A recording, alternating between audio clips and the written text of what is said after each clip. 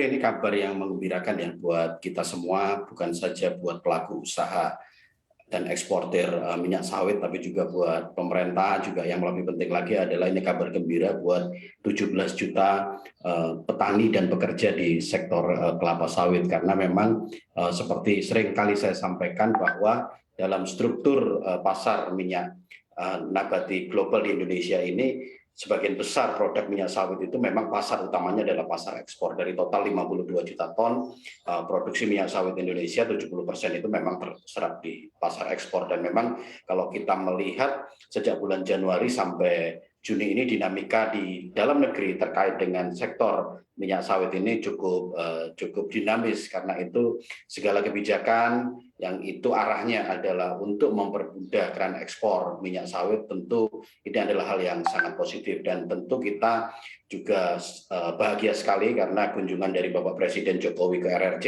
membuahkan hasil yang konkret dan signifikan, komitmen tambahan 1 juta ton. Karena kita tahu bahwa RRC ini juga salah satu pasar ekspor minyak sawit terbesar dari Indonesia, selain India dan juga Uni Eropa dan mungkin Pakistan ya yang keempat. Nah, ini adalah kabar yang menggembirakan, dan kami berharap tentu saja komitmen rencana RRC untuk meningkatkan impor minyak sawit dari Indonesia sebesar 1 juta ton ini akan meningkatkan harga minyak sawit, dan juga tentu ujungnya adalah meningkatkan harga tandan buah segar dari teman-teman petani kelapa sawit. Seperti itu, Saf. Oke, Pak, tapi apakah bisa kita melihat hal ini sebagai hal normal, Pak? Karena memang setiap tahunnya permintaan kelapa sawit ke Indonesia terus meningkat. Bahkan berdasarkan data dari BPS, ini nilai ekspor sawit ke China di Januari sampai dengan Desember 2021 aja sudah di angka 4,1 miliar US dollar atau meningkat 114% dari 2020. Jadi kan memang otomatis di tahun 2022 ini pasti meningkat, dan angka 1 juta ton ini bukan angka yang begitu masif ataupun besar begitu, Pak? Ya, kalau kita melihat sebetulnya permintaan minyak sawit ya, sebagai bahan baku utama pangan itu akan terus meningkat dengan seiring peningkatan jumlah penduduk di dunia. Kita tahu memang pangan bukan satu-satunya, tapi memang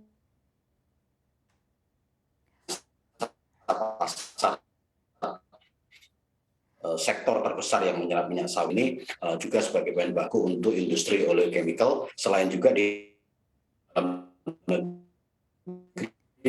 kita punya berjalan B30 dan akan minyak sawit ini adalah komoditas yang sangat strategis bagi Indonesia, karena kita tahu kita adalah produsen minyak sawit terbesar di dunia dan juga kita eksportir minyak sawit di dunia. Tantangannya itu sebetulnya bukan pada tantangan pasar, karena kalau kita tahu dalam persaingan pasar minyak nabati global itu sudah semakin sulit lah menyaingi produktivitas dan efisiensi dari komoditas minyak sawit ini. Artinya ketika kita bersaing dengan minyak nabati yang dihasilkan oleh negara-negara lain seperti Eropa dan negara-negara di Amerika, di benua Amerika, itu sawit semakin sulit ditandingi. Justru tantangan kita itu adalah tantangan di dalam negeri.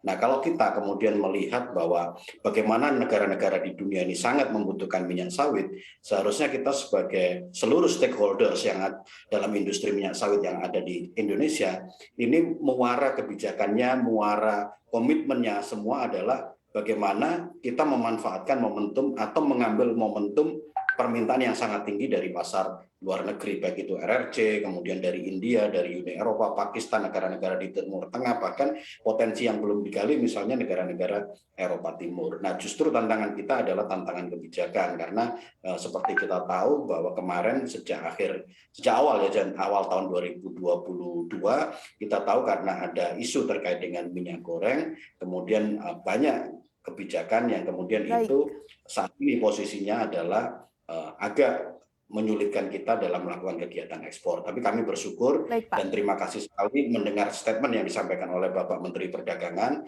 Bapak Zulkifli Hasan, bahwa kebijakan pemerintah untuk mempercepat ekspor dan menormalisasi ekspor minyak sawit Ya, ini akan baik, Pak segera Tovan. dilakukan, salah satunya terkait dengan rencana untuk mencabut DMO dan DPO. Seperti itu.